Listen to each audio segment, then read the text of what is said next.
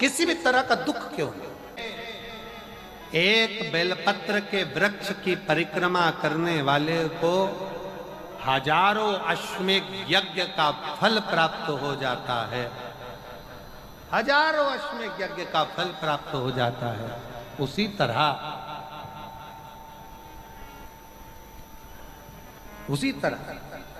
एक पार्थिव लिंग का निर्माण करने वाले को, मिट्टी का शिवलिंग का निर्माण कर कर पूजन करने वालों को 12 ज्योतिर्लिंग के शिवलिंग के दर्शन का पुण्य फल प्राप्त।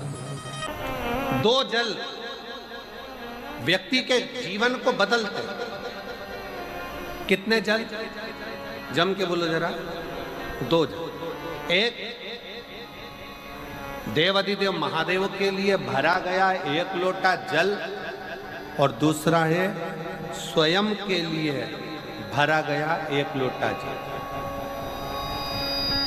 यहां पर अगर बुजुर्ग मेरी माताएं बैठी होंगी, मेरी जीजियां बैठी हैं, मेरे जीजा बैठे हैं, बुजुर्ग जितनी माताएं बैठी हैं, वो पुराने समय का अगर लेख उठाकर देखेंगे तो पुराने समय के लोग भोजन करने बैठते थे ना, तो भोजन करने से पहले अपने पानी के लोटे को भरकर, अपना गिलास भरकर बैठते थे। किसी ने देखा है कि नहीं देखा? जम के बोलो जरा। देखा है आप लोगों ने?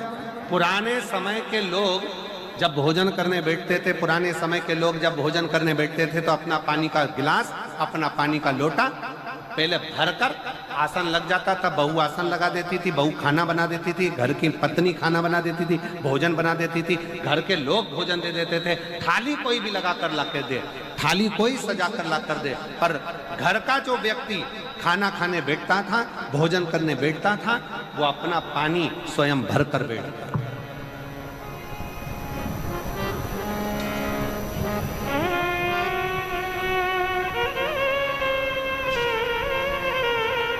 अब आज के जमाने में दुनिया के लोग कहते हैं मैं दुकान चला रहा हूं, दुनिया के लोग कहते हैं मैं घर चला रहा हूं, दुनिया के लोग कहते हैं मैं ये कर रहा हूं। तुम अपना खुद का पानी भरकर तो बैठ नहीं रहे और कह रहे हो कि घर चला रहा हूं। स्वयं का 1 गिलास पानी व्यक्ति नहीं भर पा रहा। कितना सुंदर कहा है महाराज जी। बहुत सावधानी से सुनिएगा। 2 जगह का जल व्यक्ति के जीवन को बदल देता है। एक शिव के लिए भरा गया जल और दूसरा स्वयं के लिए भरा गया जल। स्वयं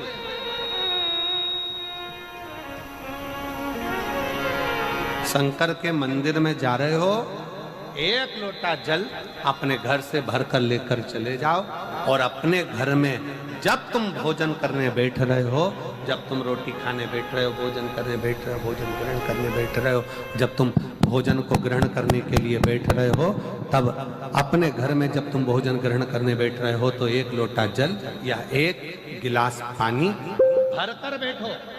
बहू अच्छी है, पानी भरेगी, मना नहीं है। बेटा अच्छा है, पानी भरेगा, मना नहीं है। पोता अच्छा है, पोती अच्छी है, नाती अच्छा है, पंती अच्छा है, घर में सब अच्छे हैं। तुम्हारी पत्नी भी अच्छी है, तुम खाना खाओगे तो वो पानी ला कर दे देगी। तुम्हारी बहू भी अच्छी है, तुम भोजन करोगे तो वो पानी ला कर दे देगी। तुम्हारा परिवार का हर व्यक्ति अच्छा है, तुम्हारा कहना मानता है। तुम जिमने बैठोगे, भोजन करने बैठोगे तो वो पानी ला कर देगा। पर शिव पुराण की कथा कहती है, जो व्यक्ति भोजन करते समय अपना जल स्वयं भर कर बैठता है, उसकी जिंदगी में से 3 रोग समाप्त हो जाते हैं। कितने रोग समाप्त हो जाते हैं? 3।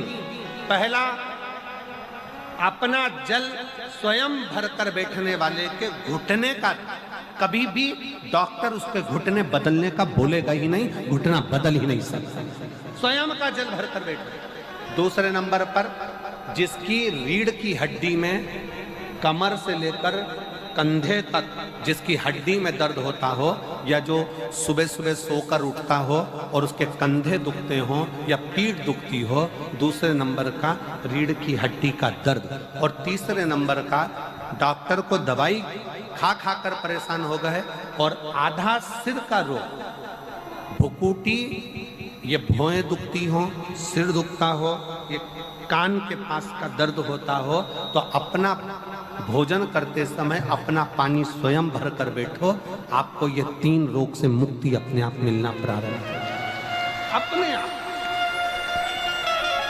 अब किसी ने कहा गुरुजी पत्नी पानी ला कर देती है, पति पानी ला कर देता है, बेटा पानी ला कर देता है, बहू पानी ला कर देती है, पोता पोती पानी ला कर देते हैं, नाती पंती पानी ला कर देते हैं, नौकर लगे घर में वो पानी ला कर देते हैं, सेवादार लगे घर में वो पानी ला कर देते हैं, तो हमको पानी लाना क्यों जरूरी है? तो अग्नि पुराण में वर्णन आता है कि जो घर में पानी जिस मटके में भरते हो, जिस हंडे में भरते हो, जिस बाल्टी में भरते हो, जिस टंकी में पानी भरते हो, पीने का पानी जिस हंडे में, मटके में, बल्टोई में, जिस गगरे में तुम भरते हो, वो स्थान पितरों का स्थान रहता है। जब हम पानी भरकर भोजन करने बैठते हैं तो हमारे पितर भी उस स्थान पर आकर निश्चित जगह पर बैठते हैं, और जब हम भोजन ग्रहण करते हैं तो हमारे पितरों के भाव का आशीर्वाद हमारे ऊपर पड़ जाता है, जिससे हमारे 3 दर्द समाप्त हो। स्वयं भरो।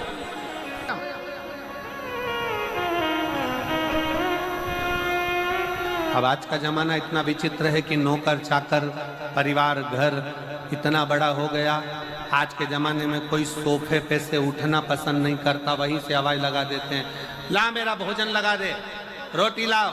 रोटी आई तो मालूम पड़ा पानी ला कर रखा बहू ने। वो बहू ला देगी, बहुत अच्छी, बहू बेकार नहीं है, बहुत अच्छी बेटी, बहुत अच्छी है, ला देगी पानी, भोजन भी लाएगी, पानी भी लाएगी, सब कुछ लाएगी। पर पहला फर्ज अपना है, जब तक शरीर चले, पांव चले, हाथ पैर चले और तुम पलंग पर नहीं पड़े हो, तुम्हारा शरीर अगर चल रहा है तो पहले रसोई घर में जाओ, लोटा भर, लोटा नहीं भर सकते तो गिलास भरो, गिलास नहीं भर सकते तो थोड़ा सा कटोरी में पानी भरो, पर अपने पीने के लिए थोड़ा सा जल स्वयं के लिए लेकर आओ। वो जल इतना कारगर होगा कि तुम्हें रोग से निवारण करता चले जाएगा, रोग समाप्त करता चलेगा। नंदी ने कही है, नंदी ने ये बात जो कही वो वास्तव में बड़ी सुंदर है कि मान लो यदि कोई कार्य तुम्हारा हो नहीं रहा और पूरी दुनिया में तुमने कर कर देख लिया, बहुत प्रयास कर कर देख लिया, तो भी वो कार्य अगर तुम्हारा नहीं होता, तो फिर एक काम करो कि शिव की स्तुति करो, शंकर की स्तुति, शंकर का गुणगान, शंकर की भक्ति, शंकर का स्मरण।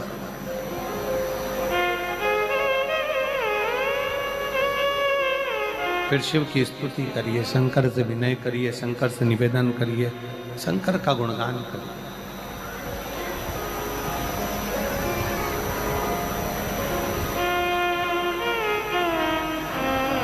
पर भगवान की भक्ति होती कब? जितने आस्था चैनल पर कथा सुन रहे हैं, जितने फेसबुक यूट्यूब पर कथा सुन रहे हैं, जितने पंडाल में बैठकर शिव भक्त कथा को रसपान कर रहे हैं, उनसे निवेदन करूंगा कि शंकर की भक्ति होती कब है, शंकर का स्मरण कब होता है, शंकर की भक्ति कब होती है, शंकर की कथा सुनने में मन कब लग सकता है? जब अपने भीतर की अभिमत्ता, अपने भीतर का अहम, अपने भीतर का अहंकार, अपने भीतर की आसक्ति, अपने भीतर का काम, अपने भीतर की तृष्णा जब दूर हो जाए तो समझो कि आप शिव में मन लगा बैठे। कितने सारे लोग बैठे हैं यहाँ पर कथा में, सब पंडालों के अंदर लोग शिव भक्त बैठे हुए हैं। कई लोग ऐसे भी होंगे जिनका आकर बैठ तो गए पर दिल नहीं लगता। एक बेलपत्री और उस बेलपत्री में एक चंदन की बिंदी और एक अक्षत का दाना मात्र रखकर भी अगर शिवालय पर चढ़ा दी जाती है, एक बेलपत्री, एक चंदन का बिंदी, और चंदन फिर निवेदन करेंगे। आज के जमाने में तुम लोग सब घिसा घिसाया, पढ़ा पढ़ाया, डब्बी का सामान ले लेकर, वो नहीं, चंदन की मुठिया रखो, थोड़ा सा भी घिसो, जरा सा भी घिसो, उसकी एक बिंदी और एक चावल का दाना जब हम भगवान देवादिदेव महादेव को समर्पित करते हैं, अपनी कामना कर कर समर्पित करते हैं, तो निश्चितता है। पुराण की कथा कहती है शंकर भगवान उसका फल शीघ्र प्रदान कर देते हैं। भले आपने कुछ करा ना करा, उसका फल तुम्हें मिल जाता है। में जाना, लोटा भरकर जल समर्पित करना, और कभी तुम्हारे जीवन में अगर तुमको लग रहा है कि मैं दुखों से पीछा छूट ही नहीं रहा, तब उस जगह पर बेलपत्री के मध्य भाग में पीला चंदन, ये जो पत्ती है और ये दो पत्ती हैं, ये बड़ी पत्ती और ये बीच की जो दो पत्ती हैं, इसके बीच में जो डंडी का भाग रहता है, जो बीच में डंडी का जो भाग है, बड़ी पत्ती और ये दो छोटी पत्ती के मध्य में जो डंडी का भाग है, उस डंडी के भाग में पीला चंदन और एक अक्षत पीला शंकर भगवान को आप अगर प्रदोष काल में समर्पित कर रहे हैं, तो ये निश्चित है कि धीरे धीरे कर कर वो दुख समाप्त होगा, वो दुख कटेगा ही। प्रकट वर्णन किया गया शंकर भगवान की आराधना में, शिव की आराधना में। जब तुम्हें लगता है कि तुम्हारा व्यापार नहीं चल रहा, कोई तुम्हें धोखा दे रहा है, लक्ष्मी नहीं आ रही, बहुत चिंता में पड़े हुए हो, बहुत टेंशन में जिंदगी चल रही है, बहुत बीमारियां तुमको घेर ली है और चारों तरफ अंधेरा ही अंधेरा नजर आ रहा है, तुमने विचार करा अब मैं तो मर जाऊं तो अच्छा, मैं सुसाइड कर लूं तो अच्छा, मैं मर जाऊं तो अच्छा। तो मरने से पहले एक काम कर कर देखना, शंकर भगवान की आराधना कर कर देखना, शिव पर एक लोटा जल चढ़ा कर देखना, और ज्यादा चिंता ज्यादा टेंशन हो तो बेलपत्री के जड़ को घिसकर उसका चंदन बनाकर शंकर को लेपन कर कर उसकी भी आराधना कर कर देखना कि बेल चंदन का फल क्या। बेलपत्र, एक बेल, ये कोई साधारण नहीं, एक बेलपत्र, एक बेल,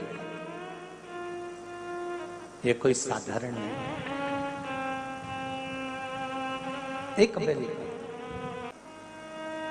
इसकी नीचे की डंडी से लेकर ये दो पत्तियां जहां लगी हैं, और दो पत्ती से लेकर ये बीच की जो पत्ती है उसमें जो गैप है, उसमें जो जगह है, दिख रही है आपको? ये दो पत्ती से लेकर बीच की पत्ती के बीच में जो जगह खाली रहती है, 33 कोटि देवी देवताओं विराजमान रहते हैं इस बीच की जगह में।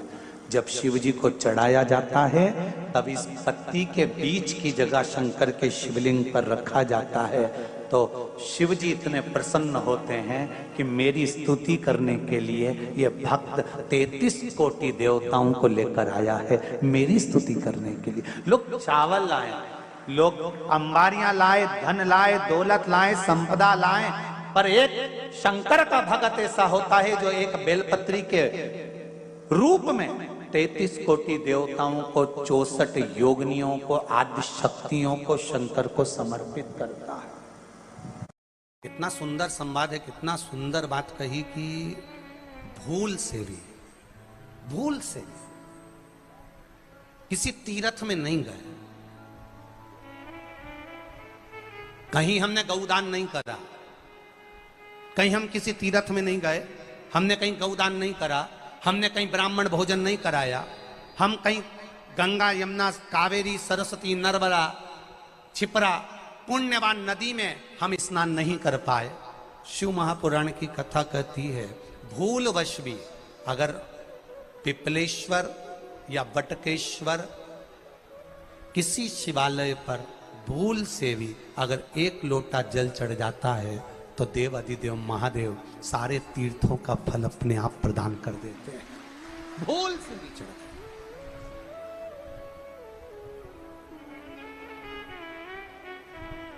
एकांतेश्वर महादेव